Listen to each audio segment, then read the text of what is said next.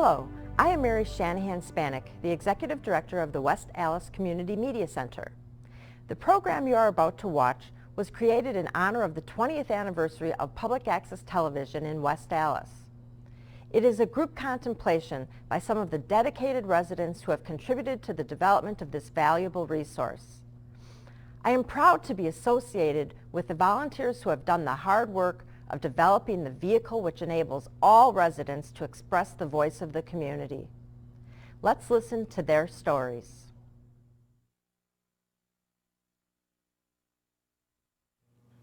Well, when I started about 20 years ago, Access was really run by the cable company. And sometimes it was run quite well and sometimes it wasn't, especially with the changes in the cable company that occurred over the years. We've had a number of different companies come in and run the cable system in West Allis, and there was no continuity. Equipment occasionally didn't work. People got frustrated. And now with the media center and the CCC taking control of Access and making sure that Access is preserved and the equipment is available and the people have access to the equipment that they expect, that's been a huge change. From the startup of public access in West Allis, it was not like it is today. It was run by the cable company originally, and the cable company at that time was pretty cooperative and pretty gung-ho on getting public access out. At the time, the cable companies were kind of vying for the big marketplace and were trying to showcase a lot of stuff and making public access one of the little bonuses that a community could have if they would take this particular cable company. But as the competition of that type dwindled or expired because the cable franchises were let out, then it seemed to dry up a little bit. But in the West Allis community, the producers really took a hold of it and wouldn't let it die. There's a lot of the producers that are working right now that date back in those days and struggled and struggled and struggled, and there were a lot of them. We had a lot of problems. But it all worked out and it progressed and into this fantastic setup that we've got right now, and fantastic staff and leadership. And we traded off some things. The funding isn't as much as it used to be, but then there's other ways of getting the funding. So, wow, it's really going.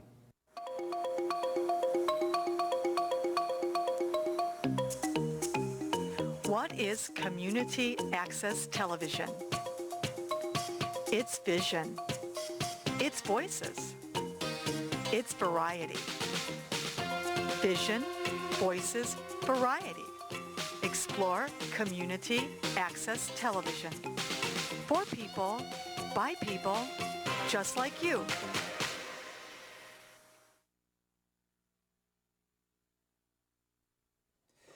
Well, to answer the question regarding the importance of public television to West Allis has been very important because, first of all, the citizens of our community need a forum like this to express their own abilities and their own desires for the city, as well as to show the manner in which our city is growing and to document these events. Access in the city of West Allis works because of the dedication of the people that are involved in it.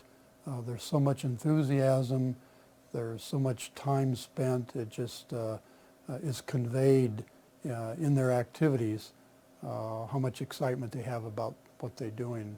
I think the other reason it's successful is because the information and the programs being done are of interest to the people, and even though some of the program is to narrow or select points of view, there is a clientele out there that's really interested in that type of programming, so there are watchers and viewers, and that also makes it successful. Well, I think every community has to keep up with new technologies, a new way of getting citizens involved in their government and their community. And community access TV is one way of keeping citizens informed and getting them involved in city government.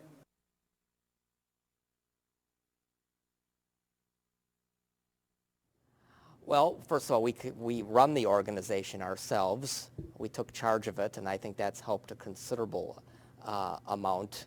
I think there's more involvement today. We have more producers. We have better equipment. The channel looks better. So there's been advances in technology. And I think the people have helped further this organization. For example, when I came on the board in 1993, I was new to the volunteer scene in West Allis. I had grown up here, but I had never volunteered for anything before. And I brought with me practical experience from the workplace. At the time, I was employed in the field of public relations with another nonprofit, and I was learning how to write a newsletter, how to produce an annual meeting, how to produce a special event, how to write an annual report. And that practical experience that I brought with me to the board, combined with the other board members' backgrounds. Many of them were veteran volunteers like Bob Tomto and Carol Garrison and Bob Kitchen and Lee Facinello and Doug Johnson. And they knew the mechanics of the community, so the mechanics of the community and the practical experience combined and helped further the organization. Well, one of the important things I think is all of the varied programs that can be seen and can be seen really nowhere else. This is local television, kind of as local as it gets, with local activities, local parades, sports, current affairs, government. That's the real important thing about Access. Is it's all about the community. It's all about the community in which you live, and it has the added benefit of being done and being produced by the people who live in that community. So the people in the community really determine the type of programming that'll be seen, and the type of programming that they're interested in, and that they really want to see. We have a direct line of communication to every home in West Allis, and that's democracy in action. Each of us volunteer our services. We get nothing for this except the satisfaction of helping our community improve. That's an important part of any community, is the community's ability to watch one another, to talk to one another, and to have their views expressed.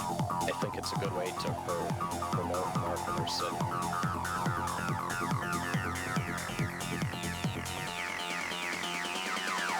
Public access. I would hope and foresee that this continue in the future, because I believe that together we can make this a stronger communication within our community and for the betterment of the community. I just think it's great that we have this freedom to use a channel to get our voices heard, and I just hope that it continues on. Many years ago, public access was sort of an odd word. It was like somebody carrying a camera around in their back and doing schlock productions.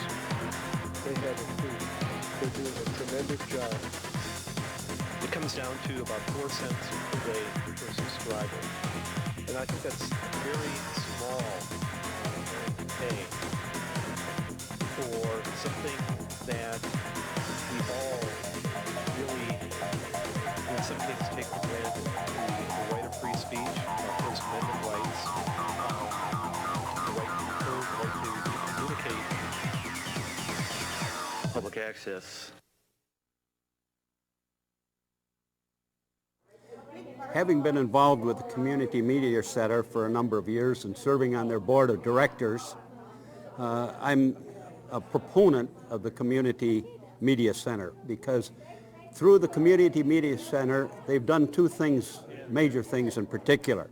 One is they've helped our school district set up our various video clubs and learned how to videotape and put together films with respect to various activities that go on in our school district. So they've been a vital factor in helping to train our people. Fran, tell us what's going on here. We have a student success program at Frank Lloyd Wright that was involved in video production last year, and Mary kindly assisted us, helped me train my student. And I found out how it works, and I got involved with the League of Women Voters. They were putting on shows here, and they did a good job, and I eventually joined them through cable television. I think organizations benefit from being part of community television because it's a good opportunity for them to tell people what they're all about, what their strengths are. They can talk about the histories of their organizations, their visions for the future.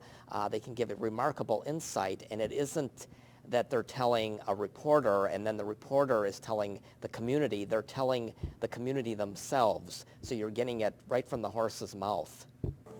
I've been involved in community television since its inception in our city back in the early 80s when West Allis Cablevision first came. They went around to various groups and were trying to get people who would do shows, and they were training groups of people, and my group that I came there with was the League of Women Voters, and we did get trained on equipment and started doing shows, and it was very exciting. As other people came in, we realized we needed a group of programmers because we wanted to really decide, well, this is a pretty valuable tool for the community. We can share information, we can maybe give political information, we can entertain, we can do historical bits, we can introduce people. We have quite a tool here, and maybe we should get together and decide on how we want to use this tool. And it's always, you know, we had one of our programmers meetings in somebody's basement and talked about what wonderful possibilities we had with community television. And through the years, I produced some shows. I had a show called Eye on Your City that I enjoyed doing. I produced it. I didn't usually host it, but I did put it together. I was guest on some. And then eventually I got elected to the board and was involved in it in another way. And now here we are, 20 years later? Yeah. And we're still doing it, and we're still trying to entertain the community. And what a wonderful opportunity for just citizen Joe Smo, you know, to be able to get on television camera and impart information or have debates or forums or food shows, music shows, you name it. Visits with Santa. It's a marvelous medium and a wonderful opportunity for the people. Very important. I hope we can keep it.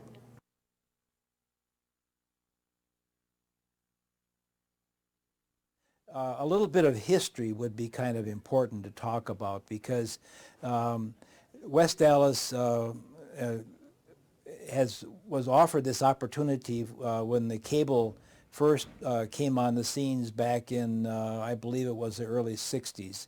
And at that time, many promises were made in terms of the facilities that public access would receive. To some extent, that was fulfilled. On the other hand, the facility that was finally opened up was largely run by the cable company itself, and the public access took a secondary role. Through the years, a number of board members and city officials have really worked on this to really bring forth the kind of programming that we are now seeing. Some of the steps that were taken were to begin developing a separate facility.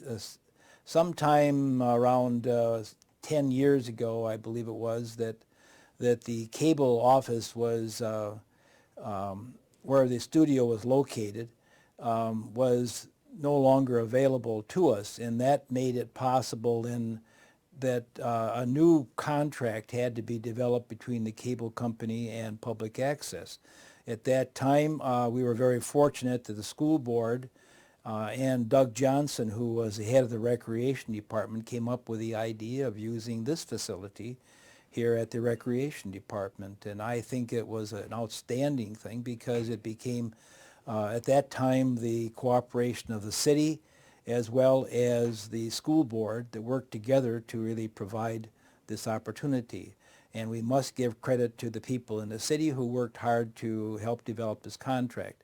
Throughout the 90s, I think the board of directors really reflected the essence of this organization, which is to showcase different voices. And we had people who were veteran volunteers, and then we had people who had never volunteered before, but everybody brought something different to the board. It was sort of a sharing of experiences and opinions and visions and thoughts, and that really helped further the organization, helped it reach new heights. For me, serving on this board was sort of a win-win situation. I got to share the talents that I had with the community, and at the same time develop new skills, particularly leadership skills. So it was just a beneficial experience all the way around.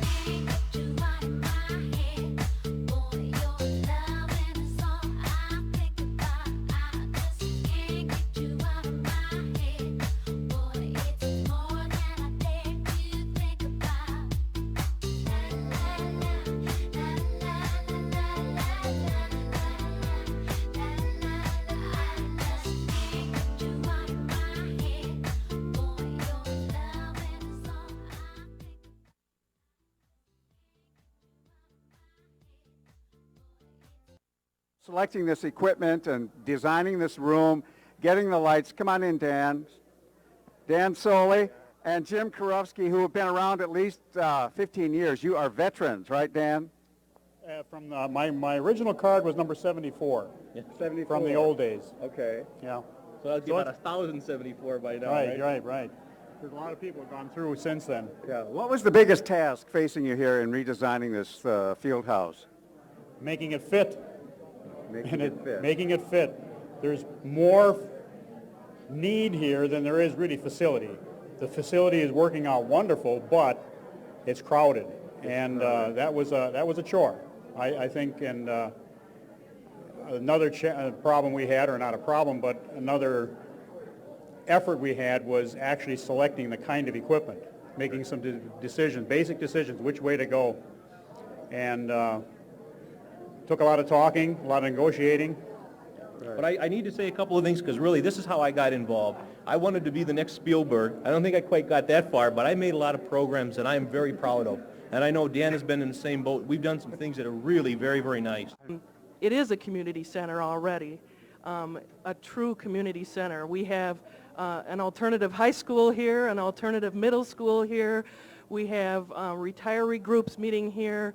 This afternoon, before we could set up, there was a group of retired gentlemen that play cards and listen to accordion music. So it's truly a community center, and you get that feeling here, and it's easier to get involved that way. You want to do TV shows, come on down here. This is equipment like you could never rent, you could never get anywhere. You can make TV shows of any kind that you want to do. So come on down and see it tonight, and then talk to Mary about how you can get into classes and do all this stuff.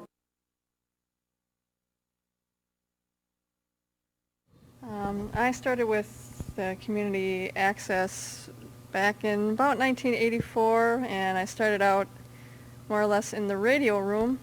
We don't have that right now, but from there I went on to meet a large group of people doing different shows. I've crewed for many, many years, and through that I've met many people in the community, different groups. So I think it's not only our voice, but also it gets people together in the community.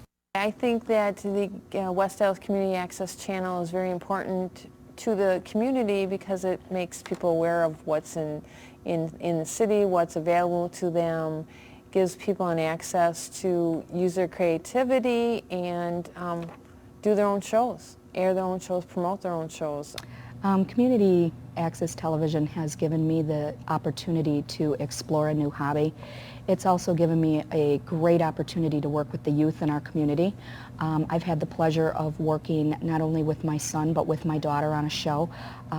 It's a great family concept that we bring. We sit down as a family and we develop the show, we talk about the show. It's a great way to spend time as a family. I really enjoy, again, working with the youth in our community. This is a hobby that my son and I share together, and we have a lot of fun. I really think that the West Allis Community Media Center is such a fabulous resource for all of the West Allis community.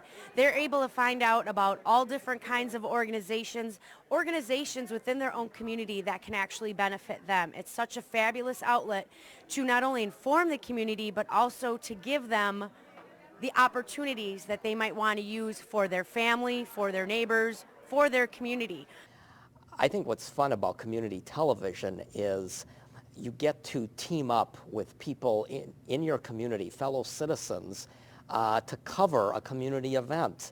And there's just a lot of teamwork and a lot of togetherness, and it's a good way to get to know people and to share your talents. And it's just a fun experience for people to cover events for other people to see and to enjoy. So I really never thought about the freedom of speech end of it. I've always been so drawn to it because it's just so much fun for citizens to do together. Being an educator in West Allis, West Milwaukee school system, the West Allis Access Channel has been one fantastic teaching tool. I use it with a number of students ranging anywhere from 4th grade up until 8th grade. And I found it to be one fantastic place for students to create, produce, and develop new and different types of shows. A number of these kids have come to me and said, I really enjoy this and I really think I want to do this for the rest of my life. And without the Community Access Channel, none of these kids would have ever had the opportunity to even try this. So I find that the West Allis Access Channel is just one phenomenal place, not only for learning, but creating and developing as well. So I thank them very much for giving the kids the opportunity and myself the opportunity to learn how to do all of these creative and wonderful things. Now, first of all, I think it gives people a voice. If you watch the channel, there's a lot of political stuff on the channel, and you know, those people wouldn't have a voice without having a channel like this. Mary Shanahan-Spanik, who runs the center, I think she's a real unbiased person and allows people to have that voice that you wouldn't find elsewhere. I've been with Local Access now for about 13 years, and I owe a lot to Local Access. Through them, I have been able to start my national organization, Viewers' Voice. And I personally think that local access in your local community is very important. It's one way for you to be able to get out and speak what you have to say, and to go and maybe do programming for your kids and for sports. I know I did a lot of that stuff. I did a lot of children's programs and that in the beginning, a lot of sports shows and stuff. This is one way you can speak up for your community and let people know how you feel. In my opinion, public access is important to West Allis because of the different group of people that has been brought together to put out their word, to put out their message. The city of West Allis is a very diverse community, and we have a lot of people that are making programs that come up with unique ideas, bring up controversial subjects, aren't afraid to get their idea put out in front of people. I think that's one of the best things that have happened to the city of West Allis in many years. Okay, with being able to do shows on the West Allis Community Access Channel, you are producing, airing, filming your own shows, your own voices, whether it's for the community, against the community, or other First Amendment issues. You are pretty much protected that you can, say what you want to say, and you're not being censored We have a great lot of talk shows here that people may or may not agree with government or what's going on in West Allis, and they voice their opinions, or in the country, for that matter. Well, I think the Community Media Center in West Allis is kind of like the eyes and ears of the community. I mean, there are so many different activities and programs that are going on that they do the filming of, and of course all in the studio as well as out in the field. So you're not only getting a set production thing, you're getting the actual what's happening in the community type activity or whatever is going on in the community here. And I think it's very important because it brings everything right out to the people. And if you watch it, there's a lot of valuable information that is given on public access here. And everybody should do their part and become a part of this here because it is the community project. So yeah, let's get involved and we'll take it from there.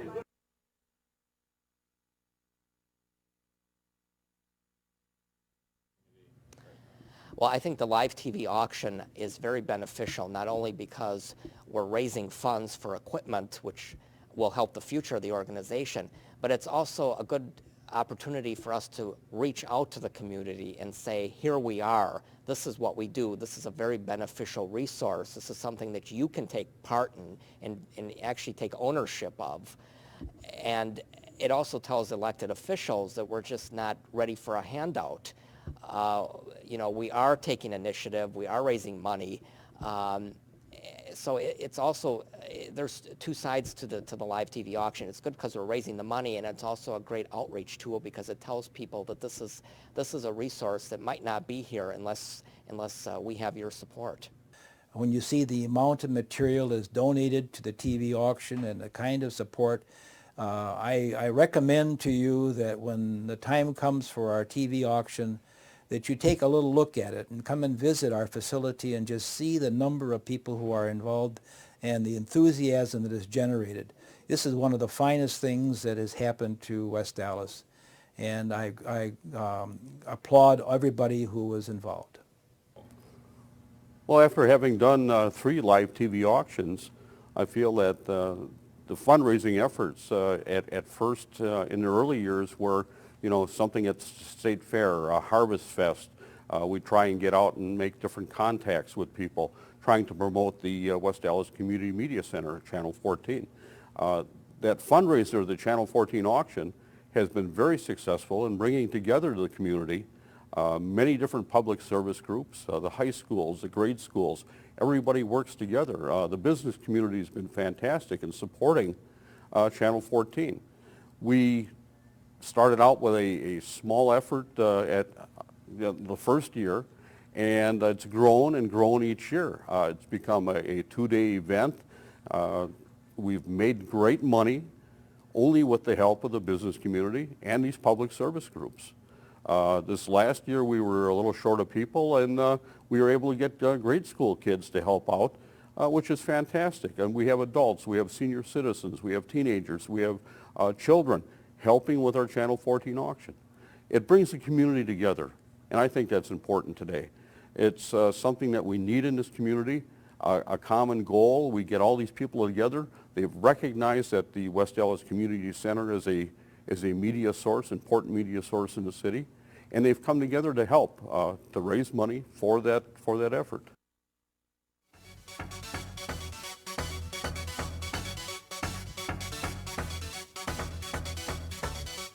Channel 14, that's what it's all about. We're waiting to take your bids on a variety of wonderful items. Call 327-1203. Thank you all for watching. Thank you for your support of West Allis Community Television. This day was going to be as great as it turned out. No, this is fantastic. I never would have guessed when we started off this morning it was going to be this successful. And bidding, bid, and buy, buy. And bidding, Bid, and buy, buy. And bidding, Bid, and buy. buy. And Dick now is going to tell you how much we raised. Through the generosity of all the home shoppers, we've raised over $7,000. Thank you, West Allis. Yes.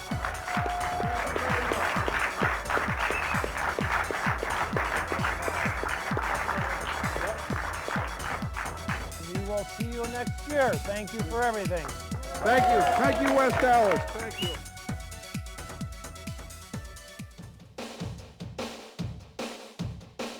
I got my mind set on you. I got my mind set on you. I got my mind set on you. Got my mind set on you. But it's gonna take a month. Welcome to Channel 14 Live TV Auction. We're here at the Franklin Fieldhouse today, and this is our second attempt by the West Allis Community Media Center at fundraising. We have volunteers from so many organizations in West Allis. We're so thankful.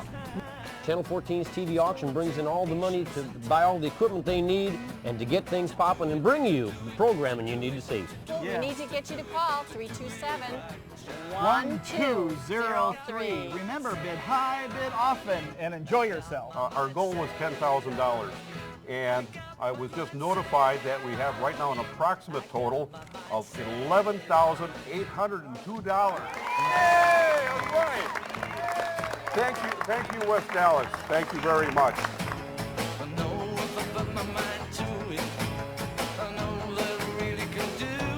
Thanks, West Allis. I'd like to thank all the sponsors that have provided money for this event. All the people have made donations.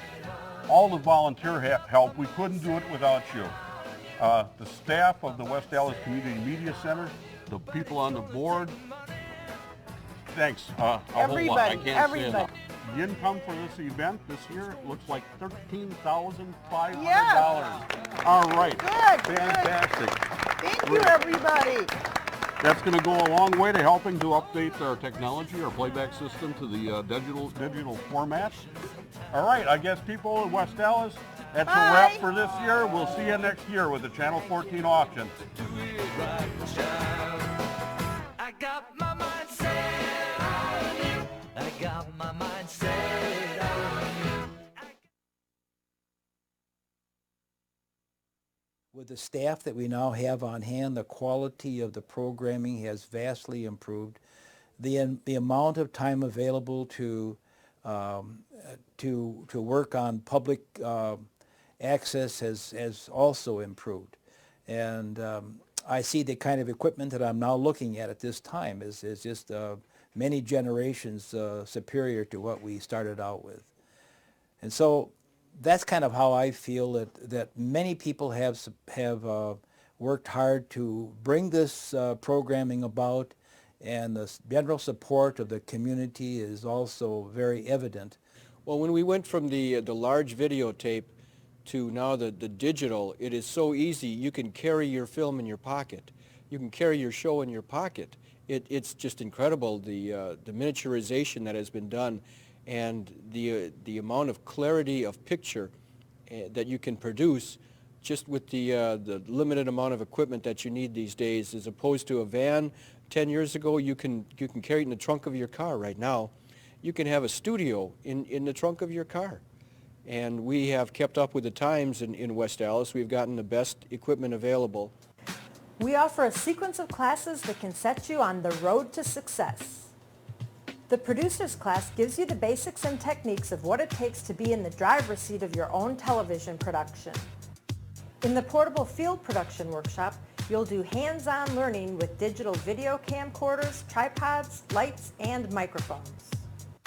In our tape and computer-based editing workshops, you'll learn how to turn your footage into a masterpiece. WACMC's Studio Workshop gives you the opportunity to learn studio crew positions, including how to direct, run the audio board, design graphics, and operate studio cameras. A remote studio workshop gives you the power to take a multi-camera studio to where the action is, whether it be a local parade, concert, community meeting, or high school sporting event.